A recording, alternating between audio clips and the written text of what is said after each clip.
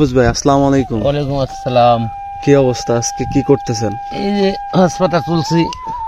হাসপাতাল তোলার পরে এইটা এবার কি দাম কেমন এই সিজনে হাসপাতাল? 70 টাকা। 70 টাকা। ও এই যে আবার লাউ গাছ দেখতেছি, আর এটা কি আগাম আসবে আবার গরমের সিজনে? গরমের সিজনে এটা আসবো। এই যে সসপাতা, এখন এই ধনিয়া পাতা মানে 70 টাকা কেজি, তাতে কেমন কি হয়?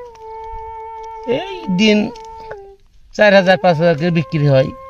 আচ্ছা আচ্ছা আচ্ছা, মানে এই লাউ খেতে হচ্ছে সাথী ফসল হিসেবে এটা রোপণ করা হয়েছে, তাই তো? এটা গোপন ভাবে করা হয়েছে।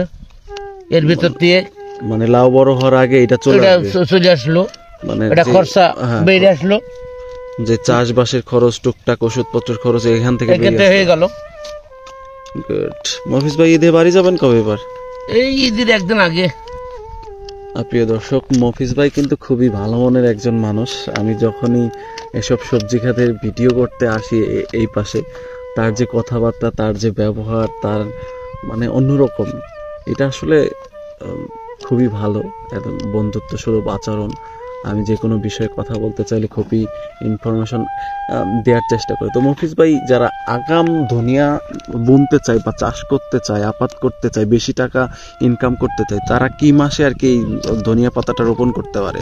এই যার মাসখানে পরেই শুরু হয়ে যাবে এটা সিজনাল, যে সিজনাল মানে পাতা বিক্রি হয়ে যাবো। আগাম চলে আসবে, আগামী চলে আসবো। তখন দামটা একটু বেশি থাকে। 250 থাকতে পারে, 200 থাকতে পারে, 150 থাকতে পারে। বাজারের উপরে নির্ভর করে, বাজারের উপর নির্ভর, কাঁচামাল তো।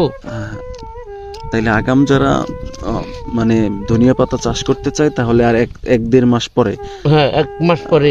কি মাস ওইটা? তাতে শেষের দিকে রোপণ করা যায়।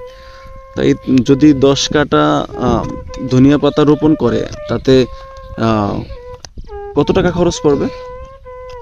খরচ খুব একটা না, খরচ ছিল ওই যে বেতন কটা বেশি খরচা।